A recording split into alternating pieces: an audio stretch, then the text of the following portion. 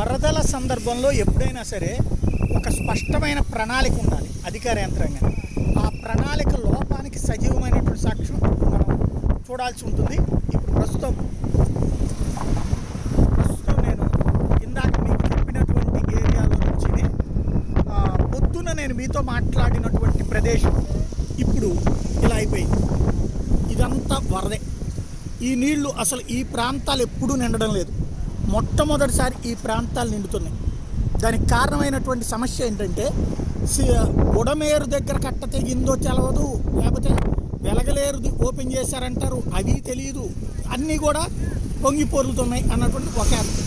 But ఇవన్నీ నీళ్లు కృష్ణానదిలోకి వెళ్ళిపోతాయి, ఈ ప్రాంతం ఎట్టి పరిస్థితుల్లో మునిగే ప్రసక్తి లేదని గతంలో దేవినేని ఉమా అధికారికంగా ప్రకటించిన తర్వాతన మరి ఇప్పుడు ఇట్లా ఎందుకు వచ్చినాయో తెలియదు.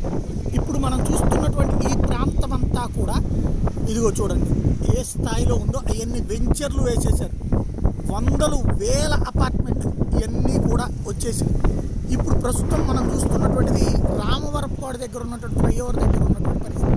అంటే ఈ పక్క దాకా వాటర్ అన్నటువంటి గతంలో పెద్ద పెద్ద వరదలు అప్పుడు కూడా రాలేదు. ఆ 92, 94 ఆ టైంలో వరదల్లో కూడా రాలేదు. అట్లాంటి సిచ్యువేషన్ ఎందుకు వస్తున్నాయి అంటే ఇప్పుడు మనకు దూరంగా కనబడుతున్నటువంటి ప్రాంతం ఉంది కదా, ఆ ప్రాంతానికి సంబంధించిన లైట్లు వెహికల్స్ వస్తున్నాయి కదా, ఆ రూట్లోకి అవతల పక్కన నిండిపోతే ఆ నీళ్ళని ఎటుకి మళ్లించాలో తెలియక అక్కడ కాలువ ద్వారా కొట్టేశారంటే సింగనగరు, ఉడా కాలనీ, గోదావరి కేంద్రిక ఆ ప్రాంతానికి సంబంధించిన నీళ్ళని కొట్టేసేటప్పటికి అవన్నీ ఎట్లా వచ్చి ఇప్పుడు చూడండి ఇటు కూడా వరదలు వచ్చేసి ఆ ప్రాంతం కనబడుతుంది కదా, ఈ ప్రాంతం కూడా అటులో ఊళ్ళన్నీ మునిగిపోయాయి, అవన్నీ మునిగిపోయారు. ఆ నీళ్ళు వీళ్ళు ఏమనుకున్నారు పట్టుకెళ్ళిపోతాయి ఇటు ఊళ్ళో నుంచి.